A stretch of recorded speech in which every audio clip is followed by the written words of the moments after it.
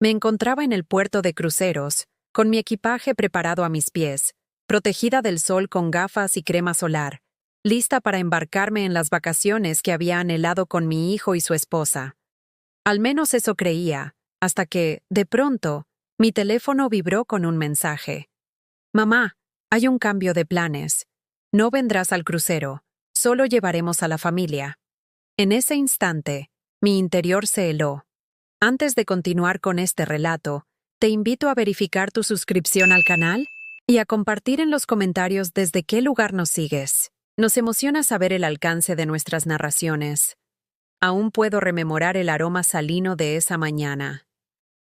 El puerto de Veracruz bullía con una multitud de viajeros llenos de energía, arrastrando maletas y sonrisas. Yo también sonreía, anticipando el viaje familiar que habíamos organizado durante meses. A mis 62 años, este sería mi bautismo en barco, un humilde anhelo que se concretaba tras una vida de esfuerzo. Llevaba mi protector solar en un bolso de rafia, un sombrero de ala ancha recién comprado y 3 vestidos escogidos minuciosamente para las veladas de gala. Era la felicidad simple de una mujer a punto de materializar un modesto sueño. Mi hijo, Rafael, se estaba demorando, algo habitual.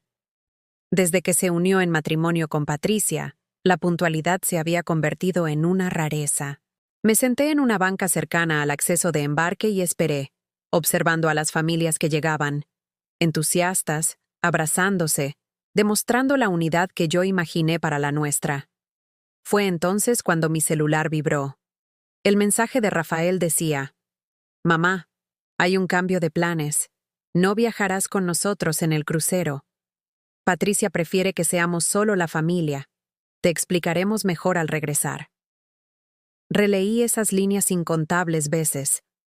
Mis ojos se resistían a creer, pero mi intuición ya lo había asimilado. Levanté la mirada y allí estaban, en la cubierta superior del navío. Rafael, Patricia y mis 2 nietos, Mateo y Julia, no notaron mi presencia.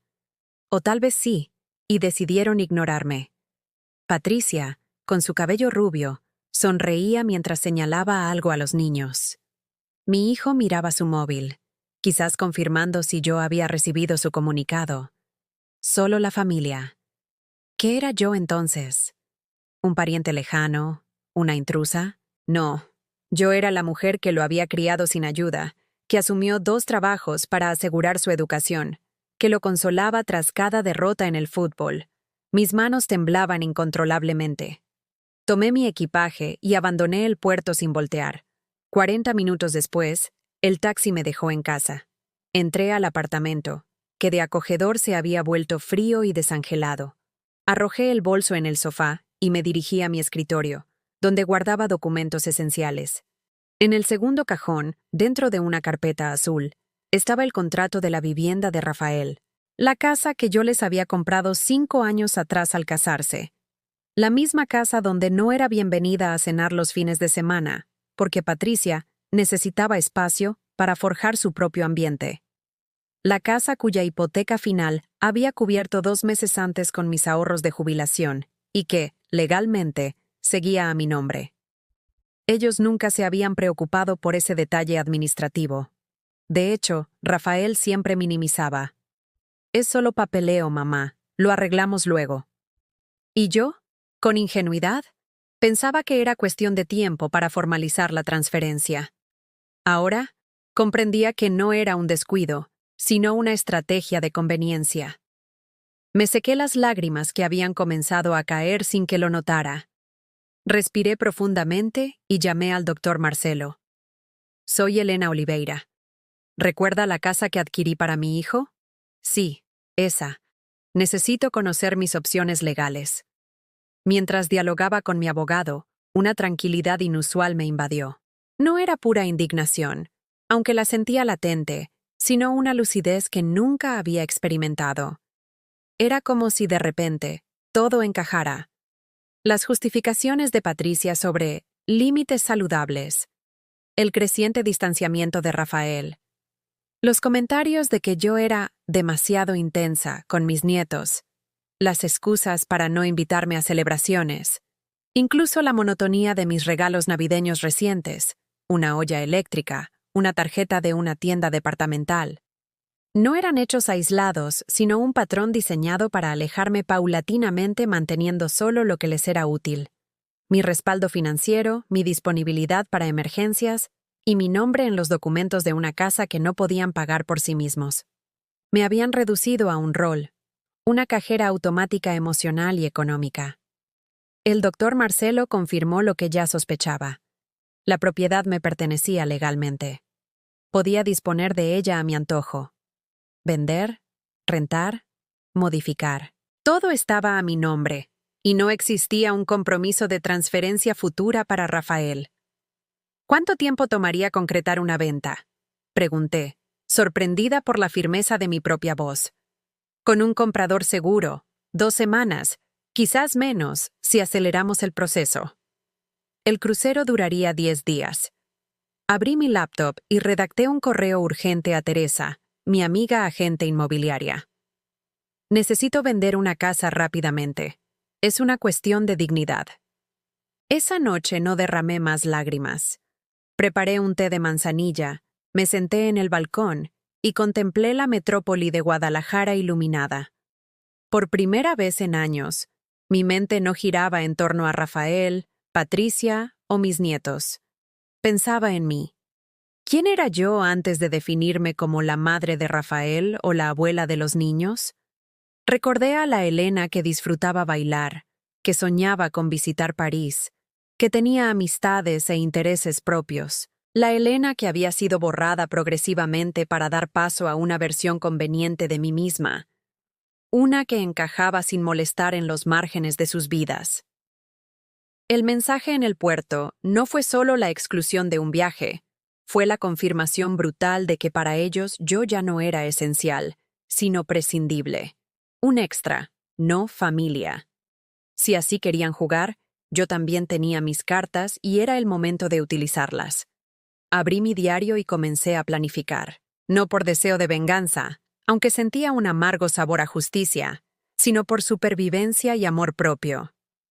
Mientras el barco se distanciaba de la costa, yo iniciaba mi propia travesía, un camino donde, por primera vez en décadas, mi bienestar era la prioridad. La semana siguiente fue un remolino de acciones metódicas.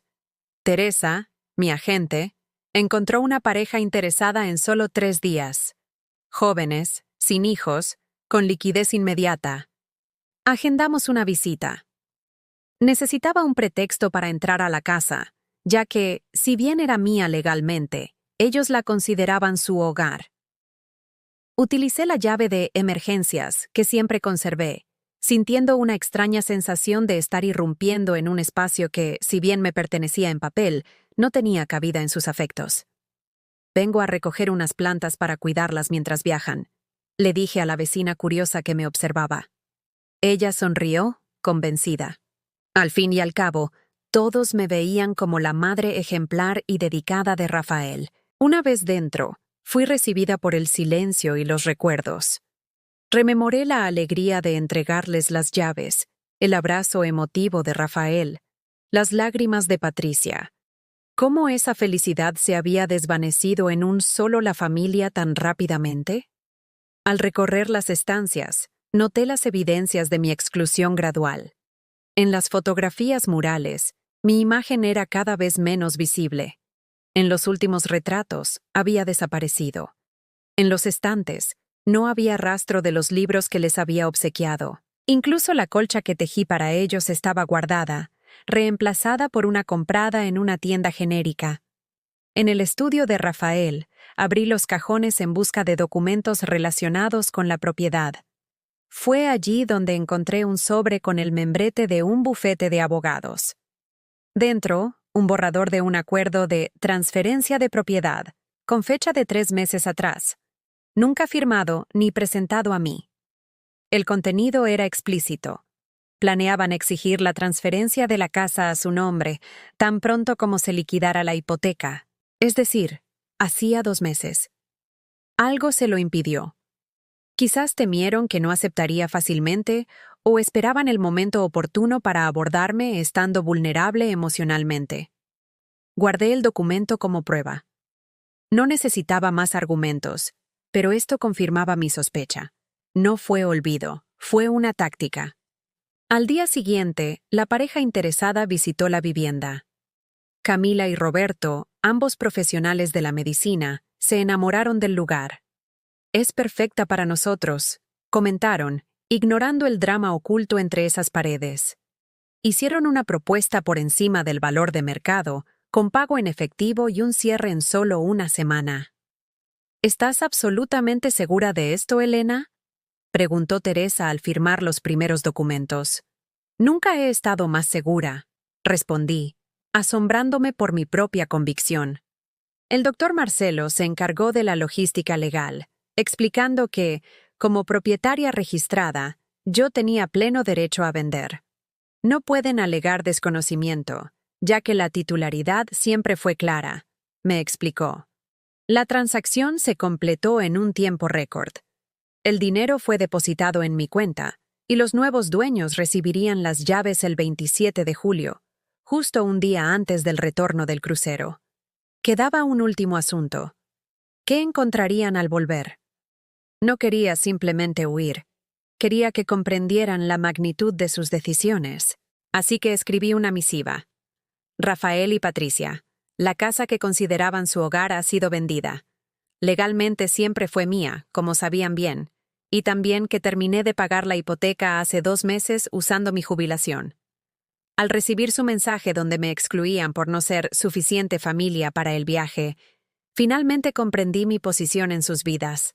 Un recurso conveniente, periférico, útil solo en caso de necesidad. Los nuevos propietarios se mudarán mañana. Sus pertenencias personales han sido trasladadas a un guardamuebles pagado por 3 meses.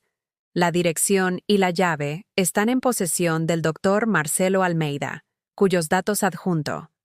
No se molesten en buscarme. Así como ustedes requirieron espacio para desarrollarse como familia, yo también necesito espacio para redescubrir quién soy, más allá de ser una madre y abuela desechable. Elena.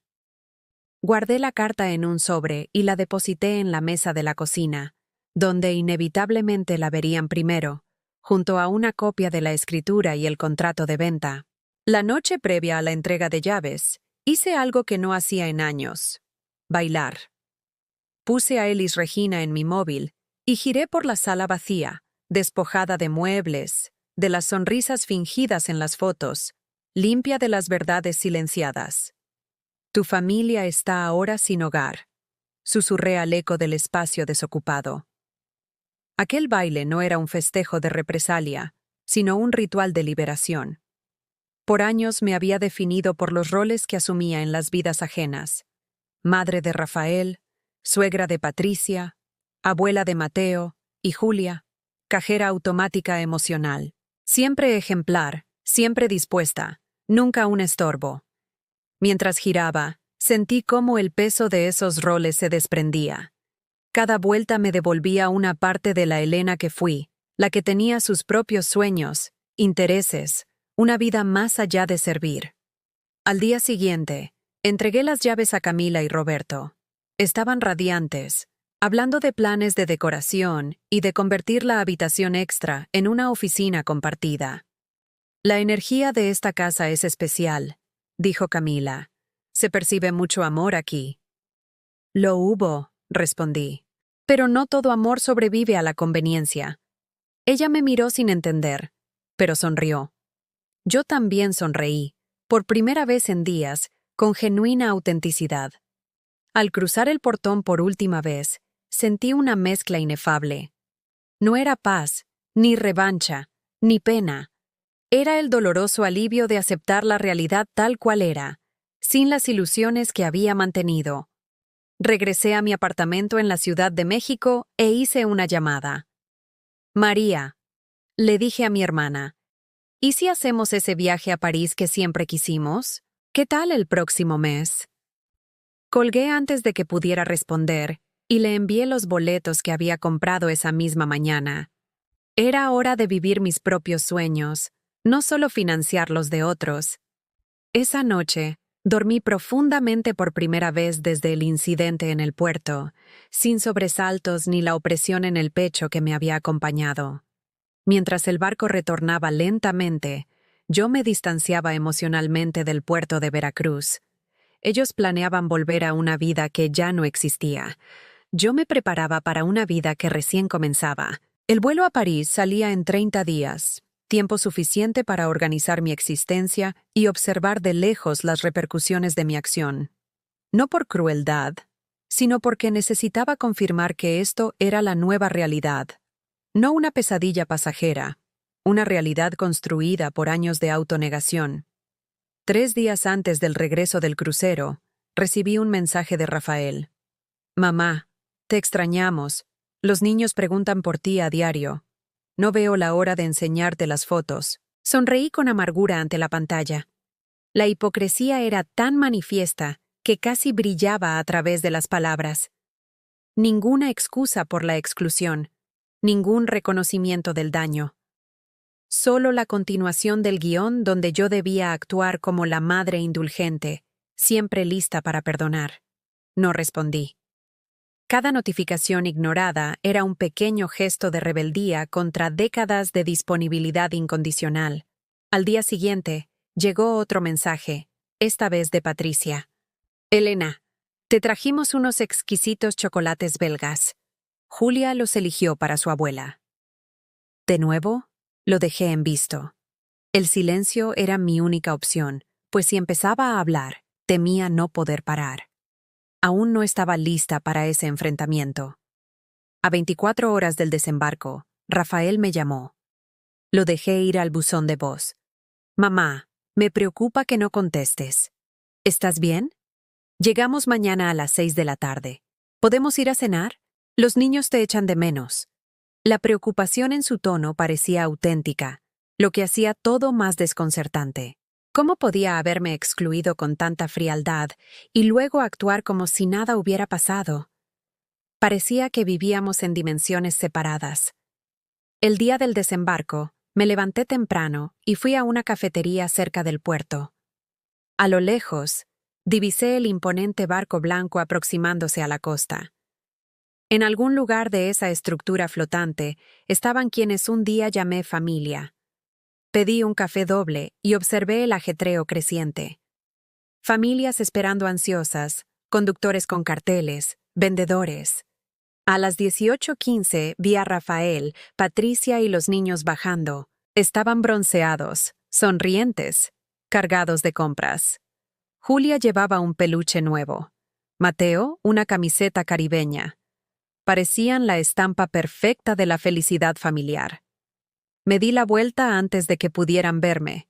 Pagué mi cuenta y me fui. No necesitaba presenciar el instante en que leerían mi carta, en que se darían cuenta de que la casa no era suya. Eso no me daría satisfacción. Volví a mi apartamento y apagué el teléfono. Lo que ocurriera en las próximas horas, no quería atestiguarlo. No se trataba de torturarlos, sino de crear el espacio que necesitaba para sanar décadas de pequeñas decepciones. Esa noche dormí intranquila.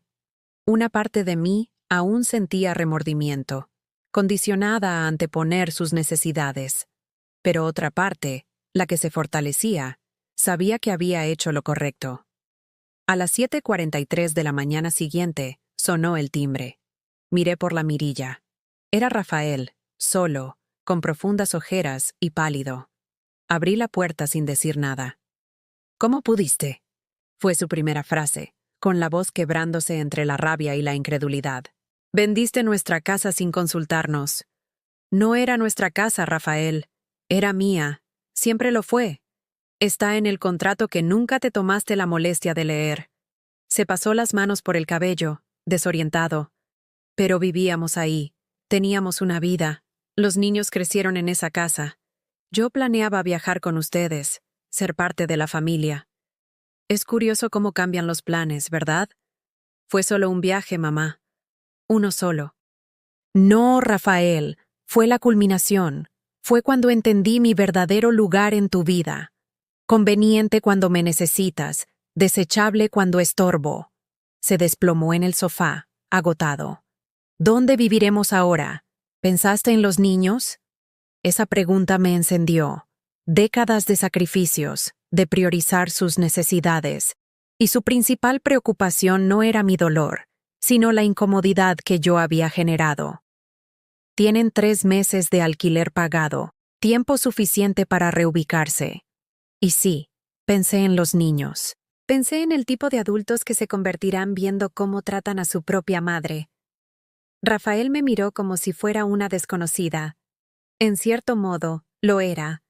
La madre sumisa, siempre disponible, había desaparecido en el puerto ese día. Patricia está destrozada, dijo como si eso debiera importarme. ¿Y cómo crees que me sentí yo al leer tu mensaje? Solo la familia, como si fuera una extraña, no la mujer que te crió sola. Fue una expresión infeliz, mamá. No significó nada. Significó todo, Rafael. Y lo sabes. Fue el resumen perfecto de lo que sentí por años. Que solo soy bienvenida si es oportuno. Que mi rol es financiar sueños, no vivirlos. Se levantó, paseando con nerviosismo. ¿Qué quieres de nosotros? Una disculpa sincera. De acuerdo. Lo sentimos. Fue insensible, incorrecto. Pero vender nuestra casa, eso es desmedido. No quiero una disculpa forzada, y no se trata de la casa, sino de respeto. De finalmente entender mi valor. ¿Y cuánto vale ese respeto? ¿El precio de una casa? Esa pregunta fue un golpe. Vi con total claridad lo que sucedía. No estaba allí por mis sentimientos, sino porque necesitaba un techo. Aún no lo comprendes, ¿verdad? Esto no es una negociación. La casa se vendió. Es irreversible, al igual que el daño que causaron al excluirme. ¿Y ahora qué haremos? Ustedes, no lo sé. Yo me voy a París en 27 días. Finalmente, voy a vivir mi vida, no solo existir en función de la de ustedes. Rafael parecía en shock. ¿París? ¿Por cuánto tiempo? No lo sé. Quizás semanas, quizás meses, quizás no vuelva. Tomó su teléfono, temblando. Necesito decírselo a Patricia. No lo va a creer. Dile que finalmente entendí el significado de familia. Es algo pequeño, autocentrado, que eventualmente se desmorona. Cuando Rafael salió, cerrando la puerta, sentí un peso inmenso desvanecerse. No era alegría ni venganza consumada. Era el simple alivio de haber expresado verdades que había guardado por tanto tiempo. Tomé mi notebook y abrí el correo de la aerolínea. El pasaje a París brillaba como una promesa, no de escape, sino de recomienzo. A mis 62 años, estaba a punto de iniciar un capítulo nuevo, uno donde yo sería la protagonista, no solo un personaje de reparto. En los días siguientes, la avalancha de mensajes y llamadas no cesó. Rafael, Patricia, e incluso amigos en común, intentaron hacerme entrar en razón. Elena, ¿no puedes simplemente dejar a tu hijo y nietos sin hogar? Me increpó Marta, una amiga, en un audio. Sé que te hirieron, pero esto es desproporcionado. Desproporcionado. La palabra me perseguía, como si hubiera una fórmula para medir la reacción justa ante cada herida. No están en la calle, Marta. Tienen un depósito pagado por 3 meses. Además, Rafael tiene un buen ingreso. Siempre dijo que la casa era chica. Ahora tienen la oportunidad de buscar algo que realmente se ajuste a su familia. Incluso al escribir, sentía una punzada de culpa, no por mis actos, sino por la persona amarga en que parecía convertirme. Esta no era la Elena que conocía. O quizás sí, finalmente liberada tras reprimir sus verdaderos sentimientos durante años. Al 10º día de la venta, recibí un ramo de rosas blancas, mis preferidas, con una tarjeta de Patricia. Elena, entiendo tu dolor y pido disculpas sinceras por cómo te hicimos sentir. Podemos hablar, no por nosotros, sino por los niños. Te extrañan. El recurso de los niños era predecible. Sabía que los usarían como escudo emocional, pero esta vez no funcionaría, porque aunque yo también los extrañaba dolorosamente, necesitaba romper el ciclo donde mi afecto incondicional era explotado. Puse las flores en un jarrón, Les tomé una foto y se la envié a Patricia con una sola palabra. Gracias. No era perdón, ni apertura. Era un acuse de recibo civilizado, nada más. A 2 semanas de mi partida, tuve una visita inesperada. Julia, mi nieta de 7 años, acompañada por su niñera. Abuela, te extrañé tanto. ¿Por qué no viniste a visitarnos a la casa nueva? Mi corazón se oprimió. Los niños no tenían culpa. Eran solo peones en este ajedrez emocional. Yo también te extrañé, mi amor. Solo he estado resolviendo unas cosas. La niñera me entregó un sobre, una invitación formal para cenar en la casa que habían alquilado. Para recomenzar como familia, decía la tarjeta. Esa noche, con mi diario, evalué mis opciones. Asistir sería aceptar que todo volvería a la normalidad. No asistir confirmaría la imagen que probablemente estaban construyendo, la de la anciana vengativa. Llamé a Rafael. Recibí la invitación, dije sin rodeos. ¡Qué bien! Entonces, ¿vienes? Él parecía aliviado. No, Rafael, no iré. Silencio. Mamá, estamos intentando arreglar las cosas. ¿Qué más quieres? No quiero nada de ustedes, y ese es el punto. Por años me quisieron disponible cuando era conveniente e invisible cuando no lo era. Ahora elijo ser no disponible para ustedes y visible para mí misma. ¿Y los niños? Ellos no tienen la culpa. Estoy de acuerdo, y por eso mantendré contacto con ellos, pero bajo mis condiciones, no las de ustedes. ¿Y cuáles son esos términos? Su voz denotaba irritación. Los llevaré a pasar un fin de semana conmigo una vez al mes, sin ustedes. Así como ustedes querían un crucero sin mí, yo quiero tiempo con mis nietos sin ustedes. Esto es ridículo, mamá. ¿Estás usando a los niños como una herramienta? Estoy estableciendo límites, algo que debí hacer hace mucho. Colgué antes de que pudiera replicar. Mis manos temblaban, no por temor, sino por la adrenalina de confrontar una dinámica tóxica que yo misma había permitido. Al día siguiente, Patricia apareció en mi puerta. Vestía impecable, pero su rostro reflejaba noches sin dormir. Elena, ¿podemos hablar? De mujer a mujer. La invité a pasar. Le ofrecí café, que declinó, y nos sentamos frente a frente. ¿Qué te sucedió? Preguntó con tono acusatorio. Tienes razón. No soy la misma. Esa Elena murió en el puerto al leer el mensaje de su hijo que decía que no era suficiente familia para un crucero. Patricia bajó la mirada. Fue un error terrible.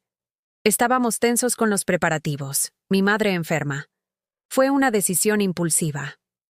Impulsivo es olvidar algo menor. Excluirme de un viaje familiar es una elección consciente que revela lo que realmente piensan de mi lugar. Patricia suspiró, ajustándose el collar de perlas que le había regalado. Siempre estuvimos agradecidos por todo lo que hiciste, la casa, el apoyo, la ayuda con los niños. Y así demuestran su gratitud, tratándome como a una empleada de la que pueden prescindir cuando es inconveniente. No es justo plantearlo así. Intentamos construir nuestra propia familia, nuestra identidad como pareja. A veces eso implica poner límites. Límites, repetí con sabor amargo. Es curioso que esos límites no aplicaran cuando necesitaban dinero para la remodelación o que cuidara a los niños para que viajaran por trabajo. Patricia se sonrojó. Sé que suena hipócrita. No suena, Patricia, lo es. Respiró hondo, reuniendo valor. ¿Qué puedo hacer para repararlo? De verdad lo sentimos. La observé detenidamente, buscando un rastro de sinceridad. Había algo allí, si no arrepentimiento profundo, al menos la comprensión de las consecuencias. No hay nada que arreglar, respondí con calma. Ustedes tomaron sus decisiones, yo tomé la mía, ahora vivimos con ellas. ¿Y los niños? Necesitan estabilidad. Como le dije a Rafael, seguiré en sus vidas, bajo mis términos, fines de semana sin ustedes. Su tono denotaba irritación. No es falta de confianza, Patricia. Es construir mi relación con ellas, independientemente de ustedes. así como ustedes construyeron su familia independientemente de mí. Patricia se levantó, alisándose la falda. ¿Has cambiado, Elena? Sí, cambié. Debí haberlo hecho mucho antes. Después de que se fue, me sentí extrañamente ligera. No había gritado ni llorado, solo había dicho las verdades necesarias, sin drama. La Elena de antes habría cedido, pero esta nueva Elena exigía respeto. La semana previa a mi viaje, cumplí mi promesa. Llevé a Julia y Mateo al zoológico, compramos helados, hablamos de sus amigos y lecturas. En ningún momento mencioné a sus padres. Eran niños, merecían estar al margen del conflicto adulto. Al dejarlos, Rafael me esperaba. ¿Se divirtieron? Mucho, respondí con ligereza forzada. Gracias por esto, por no alejarlos de mí por nuestra situación. Nunca haría eso, Rafael. No soy como ustedes. El golpe fue directo, pero él solo asintió. ¿Cuándo vuelves de París? No lo sé. Quizás nunca. ¿Hablas en serio? Había pánico en su voz. Por primera vez estoy poniéndome en primer lugar. Estaré fuera el tiempo que necesite para redescubrirme. ¿Y si te necesitamos? ¿Y si los niños te necesitan? Sonreí con la certeza de quien ha entendido su valor. Sobrevivieron sin mí 10 días de crucero. Sobrevivirán a mi viaje.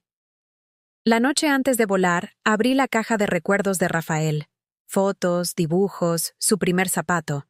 Eran la historia de un amor incondicional que se había convertido en conveniencia. No tiré nada, solo observé, reconociendo que esas memorias eran parte de mí, al igual que el dolor de la exclusión. No necesitaba negar el pasado para abrazar el futuro. A la mañana siguiente, de camino al aeropuerto, Rafael me envió un mensaje. Buen viaje, mamá. Te amamos, aunque ahora no lo creas. No respondí. Había aprendido que el amor sin respeto es vacío. El avión despegó a las 10:25. Mientras Brasil desaparecía, me sentí libre. No era solo un viaje, era una jornada interior para reencontrar a la Elena anterior a la madre y abuela. La azafata sirvió champaña. Levanté mi copa en un brindis silencioso. No al fin de una familia, sino al comienzo de mí misma. París me recibió con una llovizna fina, pero ni eso opacó el encanto. María me esperaba con un paraguas y un abrazo. Bienvenida a tu nueva vida, me dijo. María, mi opuesto, sin hijos ni matrimonio, dedicada a su carrera internacional. Por años juzgué su vida como egoísta y la mía como noble. Ahora me preguntaba quién había elegido con más sabiduría. ¿Cómo te sientes? Preguntó María. Libre, asustada, culpable, todo a la vez. Ella rió. Bienvenida a la vida real, hermana. El apartamento de María estaba en Le Marais, lleno de historia. Su estilo de vida sofisticado, antes frívolo a mis ojos, ahora se revelaba como la expresión auténtica de su ser. Te preparé la habitación, pero creo que deberías buscar tu propio espacio pronto. ¿Cuánto me quedaré? Perfecto. Las mejores travesías son las que no tienen un guión. En los días siguientes me sumergí en París, museos, cafés, paseos por el Sena, absorbiendo cada momento para llenar un vacío que desconocía. El móvil, apagado la mayor parte del tiempo, solo se encendía para llamadas cortas con Julia y Mateo. Una semana después, María organizó una cena con sus amigos, artistas, escritores, gente fascinante que vivía intensamente más allá de los 60. Esta es mi hermana, Elena. Finalmente descubrió que hay vida más allá de ser madre y abuela. Me habría ofendido antes, pero esa noche reconocí la verdad. ¿Y qué haces, Elena? Preguntó un profesor de literatura. Estoy redescubriendo quién soy, respondí con honestidad. Pasé décadas siendo definida por mis roles. Ahora escribo mi propia definición. Ah, la jornada de autodescubrimiento. La más importante de todos los viajes. Esa noche, fui vista y apreciada como Elena, con mis propias opiniones e historias. Al día siguiente, María me propuso, Tengo un amigo que alquila un pequeño apartamento en Montmartre. ¿Quieres verlo? El estudio era típico parisino. Pequeño, organizado, con luz dorada de otoño y suelo de madera crujiente. Es perfecto, susurré, sintiendo que ese espacio simbolizaba mi vida. Transitorio, pero mío. Un comienzo. Firmé un contrato de 3 meses. A las 2 semanas, un correo del doctor Marcelo. Rafael amenazaba con impugnar la venta, alegando un acuerdo verbal. No se preocupe, escribió. Legalmente no tienen nada. La noticia me afectó, no por miedo, sino por la confirmación de que Rafael no había entendido. Aún lo veía como una injusticia. Esa noche lo llamé por primera vez. ¿Por qué el abogado, Rafael? Mamá, ¿dónde estás? Estábamos preocupados. ¿En París? ¿Por qué el abogado? Silencio. Porque no es justo. Teníamos un acuerdo. ¿Qué acuerdo? ¿El que planeaban imponerme tras pagar la hipoteca? Fue idea de Patricia. Ella creyó que debíamos formalizar. Y lo decidieron sin consultarme, como decidieron que no era familia para el crucero. Es la misma situación. Él suspiró. Y ahora viviremos en esta tensión, tú en Europa y nosotros intentando reconstruirnos. No estoy resentida. Estoy viviendo mi propia vida. Sugiero que retires el proceso. Será humillante. Has cambiado, mamá. No te reconozco. Quizás nunca me conociste de verdad. Solo la versión que te era conveniente. Colgué y lloré. No por la casa, sino por la Elena que había pasado décadas asfixiada. A la mañana siguiente, María me encontró en el balcón. Noche difícil. Rafael contrató un abogado. María rió. Claro, cuando la gente pierde privilegios, lo llama injusticia. Tú no le quitaste nada que fuera suyo. Solo dejaste de dar lo que era tuyo. Sus palabras me impactaron. Había confundido amor con sacrificio, generosidad con autonegación. El amor propio no exigía mi desaparición. Esa tarde, me inscribí en un curso de pintura en acuarela, una pasión olvidada. El profesor dijo, la acuarela es como la vida. Puedes guiar el agua, pero nunca controlarla. La belleza está en aceptar los caminos impredecibles. Al mezclar colores, tuve una revelación. Eso estaba aprendiendo a hacer con mi vida. Al final, pinté un paisaje imperfecto, pero lleno de posibilidades. El otoño transformó París en una explosión de color, celebrando mi cambio. Establecí una rutina: la boulangerie, paseos por parques, clases de acuarela, cenas con amigos. Una vida simple, pero completamente mía. Las semanas pasaron, los mensajes de Rafael disminuyeron. El doctor Marcelo confirmó que había desistido del proceso. Continué con las videollamadas a los niños, pero también se hicieron menos frecuentes. A mediados de noviembre, un correo inesperado de Patricia. Elena, pido disculpas genuinas, no por las molestias prácticas, sino por el daño emocional. Rafael y yo estamos en terapia de pareja. Tuvimos que enfrentar cómo te tratamos, los patrones tóxicos que disfrazamos de límites. Explotamos tu generosidad. No espero perdón. Solo que sepas que tu decisión drástica nos forzó a un cambio real. Le mostré el correo a María. ¿Qué opinas? Parece sincero. ¿Pero qué opinas tú? Creo que están entendiendo, no solo lo que hice, sino por qué lo hice. ¿Y eso cambia algo? No estoy lista para perdonar, ni para volver a la dinámica anterior. Ni deberías. El perdón debe ser para tu propia paz. Respondí brevemente a Patricia. Gracias por la honestidad. Los niños siempre son bienvenidos, al igual que la comunicación honesta. Diciembre llegó con luces navideñas. Mi clase de acuarela expuso. 2 de mis piezas fueron seleccionadas. Un pequeño triunfo que validaba mi valor más allá de la familia. En la inauguración, Rafael apareció. ¿Qué haces aquí? Patricia vio la invitación. Creí que era hora de hablar cara a cara. Salimos a un café. Tu pintura es hermosa. No sabía que pintabas. Yo tampoco. Hay muchas cosas que no sabes de mí. Él asintió. He pensado mucho en cómo nunca te vi como una persona completa, solo una extensión de mí. Abusé de tu amor. Aún te amo, Rafael. Eso nunca cambió. Lo sé, y por eso lo siento. No vine a pedir que vuelvas o deshagas. Entiendo, y estoy intentando ser mejor. Los niños están bien. Están adaptándose. Patricia volvió a trabajar a medio tiempo. Estamos aprendiendo a vivir con menos, a valorar lo importante. Lamento que haya sido tan difícil. No lo lamentes. Fue necesario. Doloroso pero necesario, como una cirugía para quitar algo tóxico. ¿Y qué sucede ahora entre nosotros? Comenzamos de nuevo, no como antes, sino construyendo algo nuevo basado en respeto. Asentí. Era un reconocimiento maduro. Se despidió con un abrazo largo y genuino. Te amo, mamá. Lo siento por todo. También te amo, hijo. Siempre amé. Mientras se alejaba, sentí que algo se liberaba. No era perdón total, pero sí el inicio de una cura. Esa noche pinté una playa mexicana, un recuerdo de su infancia. La llamé Reconstrucción. La Navidad en París fue mágica.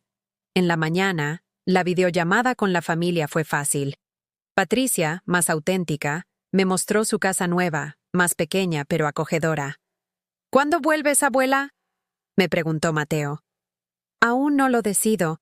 Estoy aprendiendo mucho. Quiero clases de pintura contigo cuando vuelvas, dijo Julia. Después, con María, caminamos por los Champs-Élysées. Parecen realmente cambiados, comentó María. Sí, creo que el shock de perderme los despertó. ¿Y eso cambia tus planes? Eventualmente volveré. Mis nietos están allá, pero no volveré a las mismas condiciones. Definitivamente no. Nunca más serás aquella Elena invisible. Enero trajo nieve y la necesidad de una decisión. ¿Renovar el alquiler o volver? En el jardín de Luxemburgo decidí. Estaba lista para volver, no por culpa, sino para construir mi próximo capítulo, uno que incluiría a mi familia, pero también mucho más. Llamé a Rafael. Vuelvo en febrero, con condiciones. Mantendré mi independencia, un apartamento cerca y mi taller de pintura. Entiendo y respeto eso. Necesitamos establecer límites y respeto mutuo. Él lo aceptó fácilmente. Algo había cambiado. En el vuelo de vuelta, reflexioné. Partí buscando venganza. Regresaba como una mujer con límites, pasiones propias y un valor renovado. La venganza fue el catalizador. Rafael y los niños me esperaban con carteles. Bienvenida a un nuevo comienzo, dijo Rafael. Me gusta eso, respondí. Establecimos una nueva dinámica. Cenas semanales, días especiales con los nietos, mi taller 3 veces por semana, mi vida propia. Rafael y Patricia continuaban en terapia. La pérdida de la casa había forzado una reevaluación. 6 meses después, en un almuerzo familiar, Rafael se acercó. Nunca te agradecí, por haber sido lo suficientemente fuerte para forzarnos a cambiar. Si hubieras cedido, seguiríamos en ese ciclo tóxico. Sus palabras me sorprendieron. Mi venganza había sido un regalo. Extraño la casa a veces, pero me di cuenta de que nunca fue un hogar. Este lugar, más pequeño, se siente más nuestro. A veces perdemos algo valioso para descubrir que lo precioso estaba en otro lugar, dije. Nunca más te haré sentir invisible, me prometió. Es todo lo que siempre quise. Esa tarde, pintando con Julia, ella preguntó, ¿ya perdonaste a papá y a mamá por no llevarte en el crucero? Perdonar no es fingir que no dolió. Es decidir no dejar que el dolor controle tu futuro. Y sí, estoy perdonando un poco cada día. Como en tus pinturas, dijo ella. Cuando te equivocas, no puedes borrar, pero puedes transformar el error en algo bonito. Sonreí. En mi cumpleaños 63, un regalo de Rafael y Patricia, un pasaje a Italia y una inscripción a un taller de pintura en Toscana. Mirando el boleto, entendí que el dolor de aquel día en el puerto se había transformado en libertad. La venganza fue el inicio, el renacimiento que le siguió. Ese fue el verdadero triunfo.